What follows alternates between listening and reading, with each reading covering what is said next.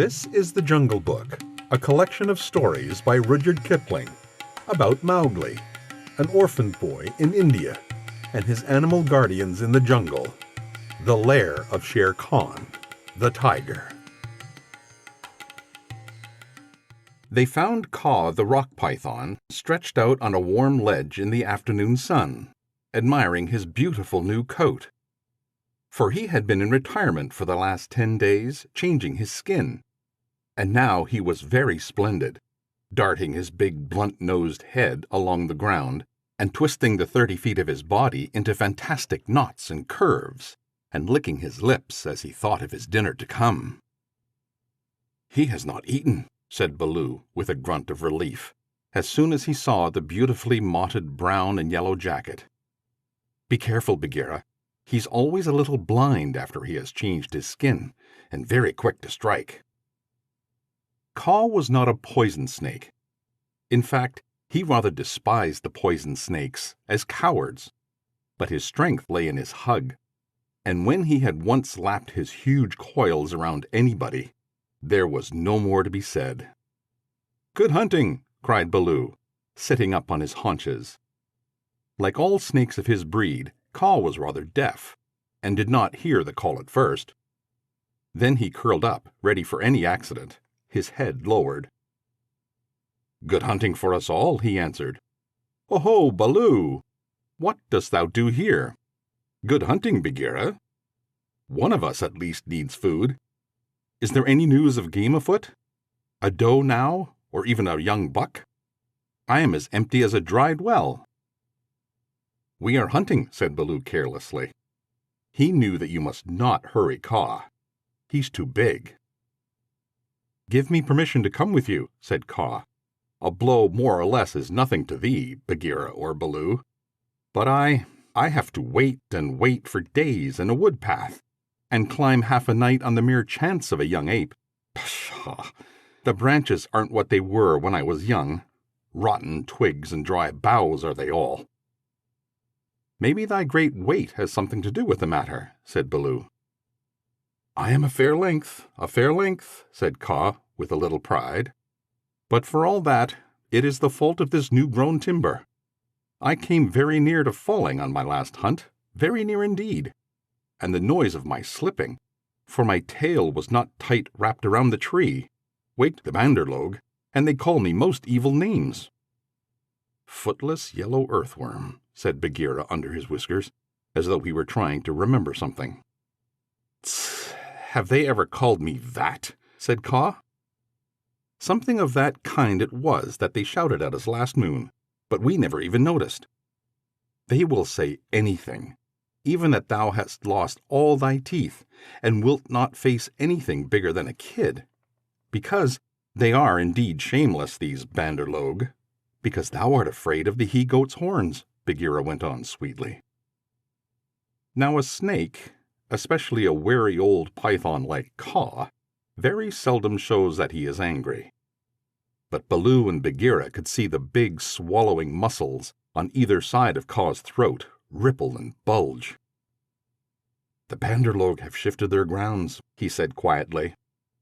"When I came up into the sun today, I heard them whooping among the treetops." It's the Banderlogue that we follow now," said Baloo, but the word stuck in his throat, for that was the first time in his memory that one of the jungle people had owned to being interested in the doings of the monkeys. "Beyond doubt, then, it is no small thing that takes 2 such hunters, leaders in their own jungle, I am certain, on the trail of the Banderlogue," Kaa replied courteously, as he swelled with curiosity. "Indeed," Baloo began, "I am no more than the old and sometimes very foolish teacher of the law to the Seonic wolf cubs, and Bagheera here—" "Is Bagheera," said the Black Panther, and his jaws shut with a snap, for he did not believe in being humble. "The trouble is this, Kaa. Those nut-stealers and pickers of palm leaves have stolen away our man-cub, of whom thou hast perhaps heard. I heard some news from Sahi, his quills make him presumptuous, of a man-thing that has entered into a wolf-pack, but I did not believe. Sahi is full of stories, half heard and very badly told. But it is true. He is such a man-cub as never was, said Baloo.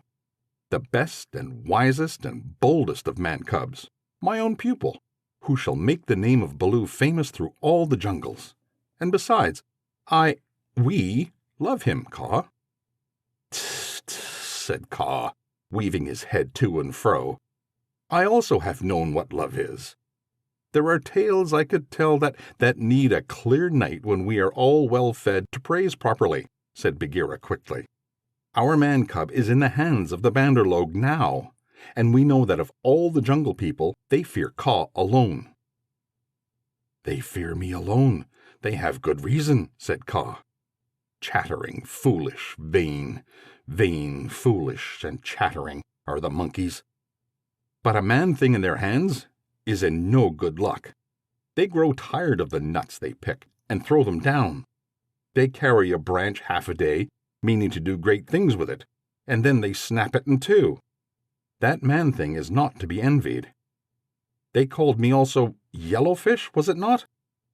Worm, earthworm, said Bagheera, as well as other things which I cannot now say for shame. We must remind them to speak well of their master. We must help their wandering memories. Now, whither went they with their cub? The jungle alone knows. Towards the sunset, I believe, said Baloo. We had thought that thou wouldst know, Kaa. I? How? I take them when they come in my way, but I do not hunt the Bandar-log, or frogs, or green scum on the water-hole for that matter. Tss. Up, up, up, up! Hillo, illo, illo! Look up! Baloo of the Sewanee wolf pack. Baloo looked up to see where the voice came from, and there was Chil the kite, sweeping down with the sun shining on the upturned flanges of his wings. It was near Chil's bedtime, but he had ranged all over the jungle looking for the bear, and missed him in the thick foliage. "What is it?" said Baloo. "I have seen Mowgli among the Bandar-log. He bade me to tell you. I watched. The Bandar-log have taken him beyond the river to the monkey city, to the cold lairs. They may stay there for a night, or 10 nights, or an hour. I have told the bats to watch through the dark time. That is my message. Good hunting, all you below." "Full gorge and a deep sleep to you, Chil," cried Bagheera. "I will remember thee in my next kill, and put aside the head for thee alone, O best of kites." "It is nothing, it is nothing. The boy held the master word. I could have done no less." And Chil circled up again to his roost. "He has not forgotten to use his tongue," said Baloo with a chuckle of pride. "To think of one so young remembering the master word for the birds, too, while he was being pulled across trees." "It was most firmly driven into his head," said Bagheera, "but I am proud of him, and now we must go to the cold lairs." They all knew where that place was, but few of the jungle people ever went there, because what they called the cold lairs was an old deserted city, lost and buried in the jungle, and beasts seldom use a place that men have once used. The wild boar will, but the hunting tribes do not. Besides, the monkeys lived there, as much as they could be said to live anywhere, and no self-respecting animal would come within eye-shot of it, except in times of drought, when the half-ruined tanks and reservoirs held a little water. "It is half a night's journey at full speed," said Bagheera, and Baloo looked very serious. "I will go as fast as I can," he said anxiously. "We dare not wait for thee. Follow, Baloo. We must go on the quick foot, Kaa and I." "Feet or no feet, I can keep abreast of all thy four," said Kaa shortly.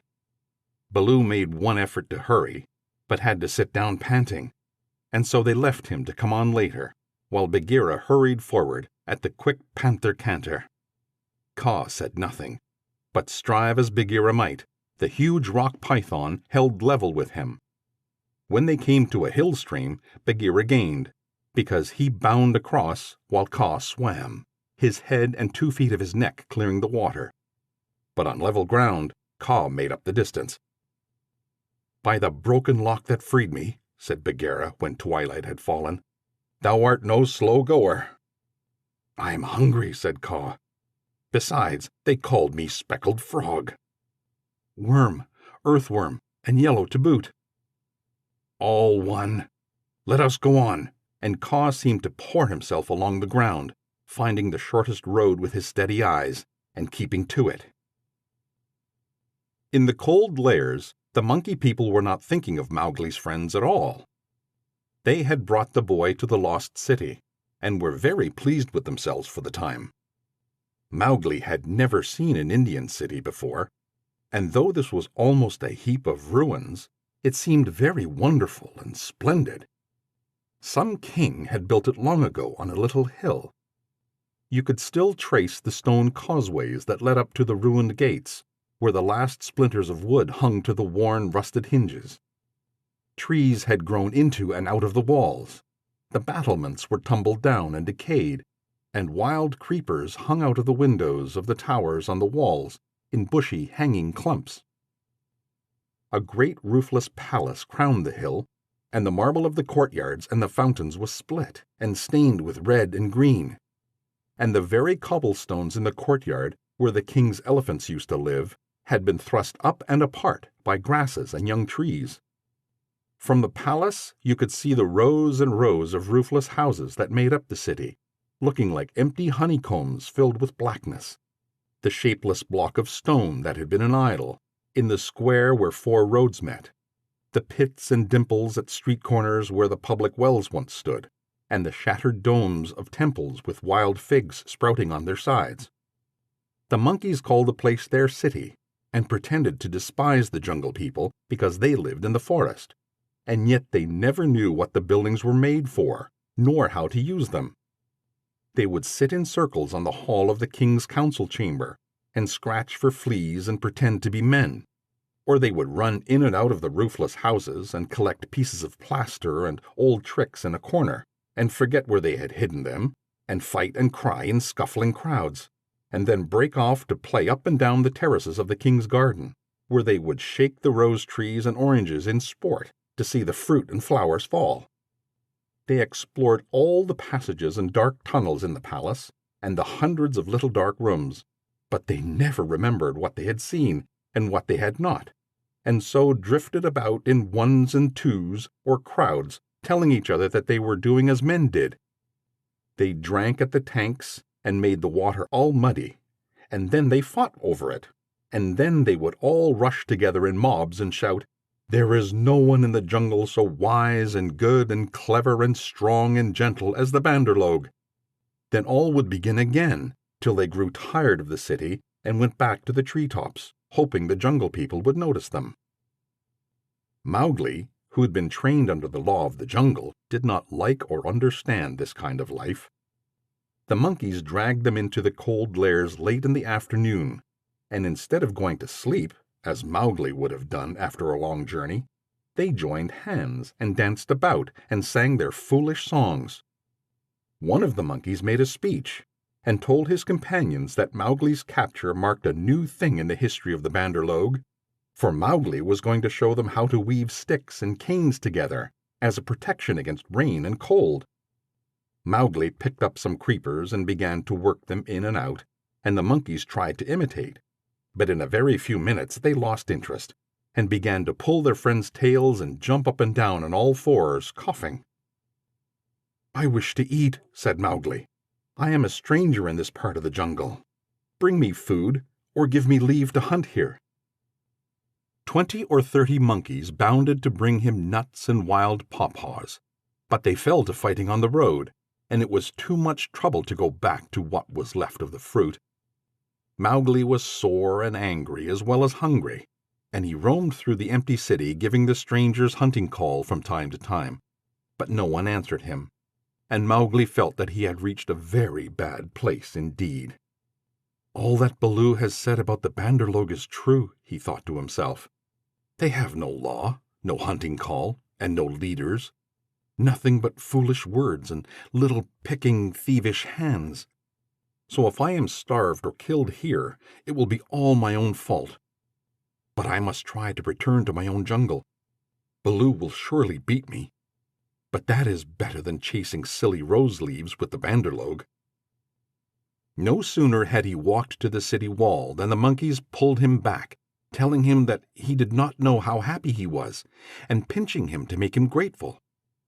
He set his teeth and said nothing, but went with the shouting monkeys to a terrace above the red sandstone reservoirs that were half full of rainwater. There was a ruined summer house of white marble in the center of the terrace, built for queens dead 100 years ago. The domed roof had half fallen in and blocked up the underground passage from the palace by which the queens used to enter. But the walls were made of screens of marble tracery, beautiful milk-white fretwork, set with agates and cornelians and jasper and lapis lazuli. And as the moon came up behind the hill, it shone through the open work, casting shadows on the ground like black velvet embroidery. Sore, sleepy, and hungry as he was, Mowgli could not help laughing when the Bandar-log began, 20 at a time, to tell him how great and wise and strong and gentle they were, and how foolish he was to wish to leave them. "We are great, we are free, we are wonderful, we are the most wonderful people in all the jungle. We all say so, so it must be true," they shouted. "Now, as you are a new listener and can carry our words back to the jungle people so that they may notice us in future, we will tell you all about our most excellent selves." Mowgli made no objection, and the monkeys gathered by hundreds and hundreds on the terrace to listen to their own speakers singing the praises of the Bandar-log. And whenever a speaker stopped for want of breath, they would all shout together, "This is true, we all say so." Mowgli nodded and blinked and said yes when they asked him a question, and his head spun with the noise. "Tabaqui the jackal must have bitten all these people," he said to himself, "and now they have the madness. Certainly this is Dewani, the madness. Do they never go to sleep? Now there's a cloud coming to cover that moon. If it were only a big enough cloud, I might try to run away in the darkness. But I am tired." That same cloud was being watched by 2 good friends in the ruined ditch below the city wall, for Bagheera and Kaa, knowing well how dangerous the monkey people were in large numbers, did not wish to run any risks. The monkeys never fight unless they are 100 to 1, and few in the jungle care for those odds. "I will go to the west wall," Kaa whispered, "and come down swiftly with the slope of the ground in my favor. They will not throw themselves upon my back in their hundreds, but—" "I know it," said Bagheera. "Would that Baloo were here, but we must do what we can. When that cloud covers the moon, I shall go to the terrace. They hold some sort of council there over the boy." "Good hunting," said Kaa grimly, and glided away to the west wall. That happened to be the least ruined of any, and the big snake was delayed a while before he could find a way up the stones. The cloud hid the moon, and as Mowgli wondered what would come next, he heard Bagheera's light feet on the terrace. The Black Panther had raced up the slope almost without a sound, and was striking. He knew better than to waste time in biting, right and left among the monkeys, who were seated around Mowgli in circles, 50 and 60 deep. There was a howl of fright and rage, and then as Bagheera tripped on the rolling, kicking bodies beneath him, a monkey shouted, "There is only one here! Kill him! Kill!" A scuffling mass of monkeys, biting, scratching, tearing, and pulling, closed over Bagheera, while 5 or 6 laid hold of Mowgli, dragging him up the wall of the summer house and pushed him through the hole of the broken dome.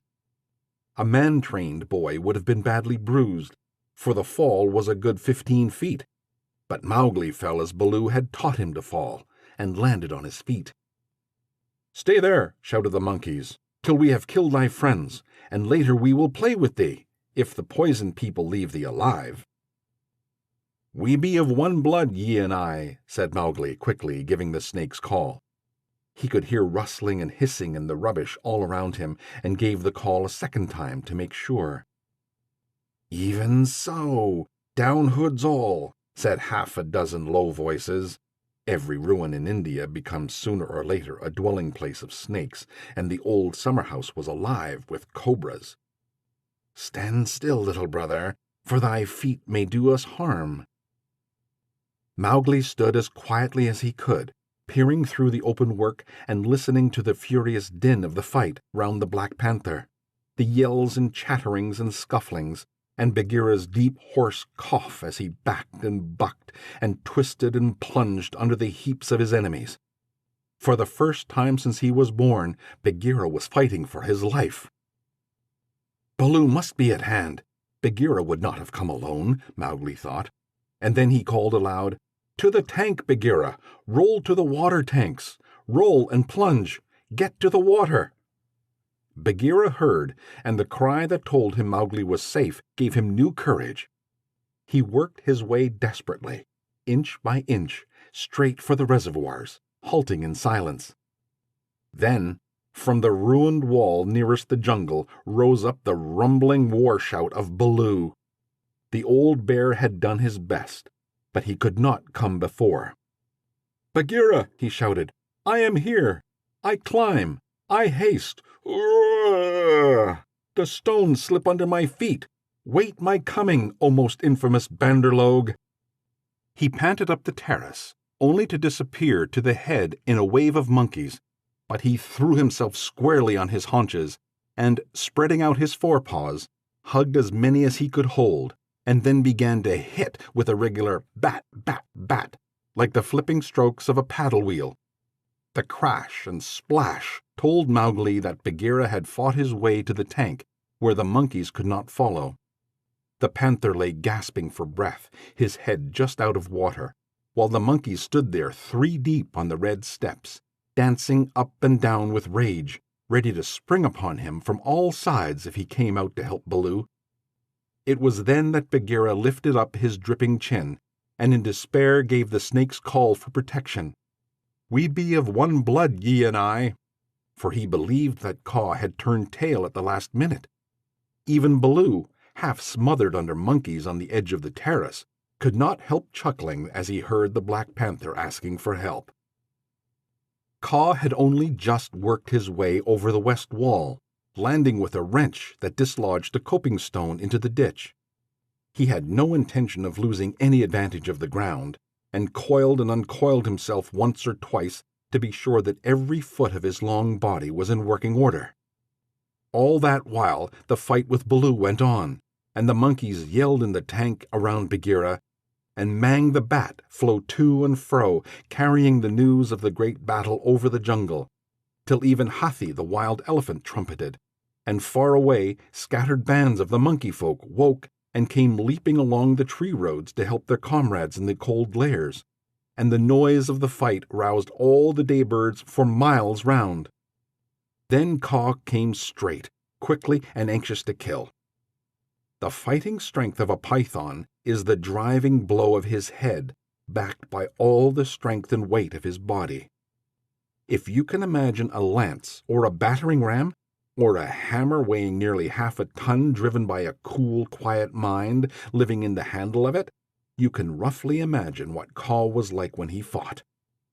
A python 4 or 5 feet long can knock a man down if he hits him fairly in the chest, and Kaa was 30 feet long, as you know. His first stroke was delivered into the heart of the crowd round Baloo, was sent home with shut mouth in silence, and there was no need for a second. Monkeys scattered with cries of, "Kaa! It is Kaa! Run! Run!" Generations of monkeys had been scared into good behavior by the stories their elders told them of Kaa, the night thief, who could slip along the branches as quietly as moss grows, and steal away the strongest monkey that ever lived, of old Kaa, who could make himself look so like a dead branch or a rotten stump that the wisest were deceived, till the branch caught them. Kaa was everything that the monkeys feared in the jungle, for none of them knew the limits of his power. None of them could look him in the face, and none could ever come alive out of his hug. And so they ran, stammering with terror, to the walls and the roofs of the houses, and Baloo drew a deep breath of relief. His fur was much thicker than Bagheera's, but he had suffered sorely in the fight. Then Kaa opened his mouth for the first time and spoke one long hissing word, and the faraway monkeys, hurrying to the defense of the cold lairs, stayed where they were, cowering, till the loaded branches bent and crackled under them. The monkeys on the walls of the empty houses stopped their cries, and in the stillness that fell upon the city, Mowgli heard Bagheera shaking his wet sides as he came up from the tank. Then the clamor broke out again. The monkeys leaped higher up the walls. They clung round the necks of the big stone idols and shrieked as they skipped along the battlements, while Mowgli, dancing in the summer house, put his eye to the screenwork and hooted owl fashion between his front teeth to show his derision and contempt. "Get the man cub out of that trap. I can do no more," Bagheera gasped. "Let us take the man cub and go. They may attack again." "They will not move till I order them. Stay you so," Kaa hissed, and the city was silent once more. "I could not come before, brother, but I think I heard thee call." This was to Bagheera. I may have cried out in the battle," Bagheera answered. "Baloo, art thou hurt?" "I'm not sure that they did not pull me into 100 little bearlings," said Baloo, gravely shaking one leg after the other. "Wow, am I sore! Kaa, we owe thee, I think, our lives, Bagheera and I." "No matter. Where's the manling?" "Here, in a trap. I cannot climb out," cried Mowgli. The curve of the broken dome was above his head. "Take him away. He dances like Mo the Peacock. He will crush our young," said the cobras inside. "Ha!" said Kaa with a chuckle. "He has friends everywhere, this manling. Stand back, manling, and hide you, O poison people. I break down the wall." Kaa looked carefully till he found a discolored crack in the marble tracery, showing a weak spot, made 2 or 3 light taps with his head to get the distance, and then, lifting up 6 feet of his body clear of the ground, sent home 6 full-power smashing blows, nose first. The screenwork broke and fell away in a cloud of dust and rubbish. But Mowgli leaped through the opening and flung himself between Baloo and Bagheera, an arm around each big neck. "Art thou hurt?" said Baloo, hugging him softly. "I am sore, hungry, and not a little bruised. But oh, they have handled ye grievously, my brothers. Ye bleed." "Others also," said Bagheera, licking his lips and looking at the monkey dead on the terrace and round the tank. It is nothing, if thou art safe, O my pride of all little frogs," whimpered Baloo. "Of that we shall judge later," said Bagheera in a dry voice that Mowgli did not at all like. "But here is Kaa to whom we owe the battle, and thou owest thy life. Thank him according to our customs, Mowgli." Mowgli turned and saw the great python's head swaying a foot over his own. "So this is the manling," said Kaa. "Very soft is his skin, and he is not unlike the Bandar-log. Have a care, manling, that I do not mistake thee for a monkey some twilight when I have newly changed my coat." "We may be one, thou and I," Mowgli answered. "I take my life from thee tonight. My kill shall be thou kill, if ever thou art hungry, O Kaa." "All thanks, little brother," said Kaa, though his eyes twinkled.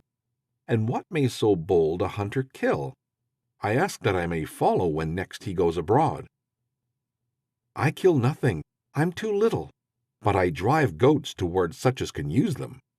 When thou art empty, come to me and see if I speak the truth. I have some skills in these," he held out his hands, "and if ever thou art in a trap, I may pay the debt which I owe to thee, to Bagheera, and to Baloo here. Good hunting to ye all, my masters." "Well said," growled Baloo, for Mowgli had returned thanks very prettily. The python dropped his head lightly for a minute on Mowgli's shoulder. "A brave heart and a courteous tongue," he said. "They shall carry thee far through the jungle, manling. But now go hence quickly with thy friends. Go and sleep, for the moon sets, and what follows it is not well that thou shouldst see." The moon was sinking behind the hills, and the lines of trembling monkeys huddled together on the walls and battlements looked like ragged, shaky fringes of things. Baloo went down to the tank for a drink, and Bagheera began to put his fur in order, as Kaw glided into the center of the terrace and brought his jaws together with a ringing snap that drew all the monkeys' eyes upon him. "The moon sets," he said. "Is there yet light enough to see?" From the walls came a moan like the wind in the treetops. "We see, O Kaw." "Good.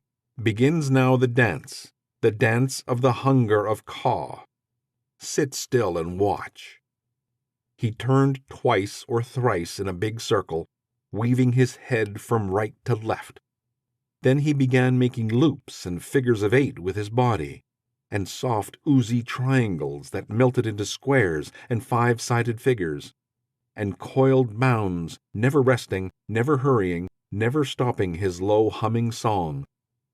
It grew darker and darker, till at last the dragging, shifting coils disappeared, but they could hear the rustle of the scales. Baloo and Bagheera stood still as stone, growling in their throats, their neck hairs bristling, and Mowgli watched and wondered. "Bandar-log," said the voice of Kaw at last, "can ye stir foot or hand without my order? Speak." "Without thy order we cannot stir foot or hand, O Kaw." "Good. Come all one pace nearer to me." The line of the monkeys swayed forward helplessly, and Baloo and Bagheera took one stiff step forward with them. "Nearer," hissed Kaw, and they all moved again. Mowgli laid his hands on Baloo and Bagheera to get them away, and the two great beasts started as though they had been waked from a dream. "Keep thy hand on my shoulder," Bagheera whispered. "Keep it there, or I must go back. I must go back to Kaw. Ah!" "It is only old Kaw making circles on the dust," said Mowgli. "Let us go." And the three slipped off through a gap in the walls to the jungle. "Woof!" said Baloo, when he stood under the still trees again. "Never more will I make an ally of Kaw." And he shook himself all over. "He knows more than we," said Bagheera, trembling. "In a little time, had I stayed, I should have walked down his throat." "Many will walk by that road before the moon rises again," said Baloo. "He will have good hunting, after his own fashion." "But what was the meaning of it all?" said Mowgli, who did not know anything of a python's power of fascination. "I saw no more than a big snake making foolish circles till the dark came, and his nose was all sore. Ha ha ha!" "Mowgli," said Bagheera angrily, "his nose was sore on thy account, and my ears and sides and paws, and Baloo's neck and shoulders are bitten on thy account. Neither Baloo nor Bagheera will be able to hunt with pleasure for many days." "It is nothing," said Baloo. "We have the man cub again." "True, but he has cost us heavily in time, which might have been spent in good hunting, in wounds, in hair. I am half plucked along my back, and last of all, in honor. For remember, Mowgli, I, who am the Black Panther, was forced to call upon Kaw for protection, and Baloo and I were both made stupid as little birds by the hunger dance. All this, man cub, came of thy playing with the Bandar-log." "True, it is true," said Mowgli sorrowfully. "I am an evil man cub, and my stomach is sad in me." "Ugh! What says the law of the jungle, Baloo?" Baloo did not wish to bring Mowgli into any more trouble, but he could not tamper with the law, so he mumbled, "Sorrow never stays punishment. But remember, Bagheera, he is very little." "I will remember, but he has done mischief, and blows must be dealt now. Mowgli, hast thou anything to say?" "Nothing. I did wrong. Baloo and thou art wounded. It is just." Bagheera gave him 6 love taps from a panther's point of view. They would hardly have waked one of his own cubs. But for a 7-year-old boy, they amounted to as severe a beating as you could wish to avoid. When all was over, Mowgli sneezed and picked himself up without a word. "Now," said Bagheera, "jump on my back, little brother, and we will go home." One of the beauties of jungle law is that punishment settles all scores. There is no nagging afterwards. Mowgli laid his head down on Bagheera's back and slept so deeply that he never waked when he was put down in the home cave.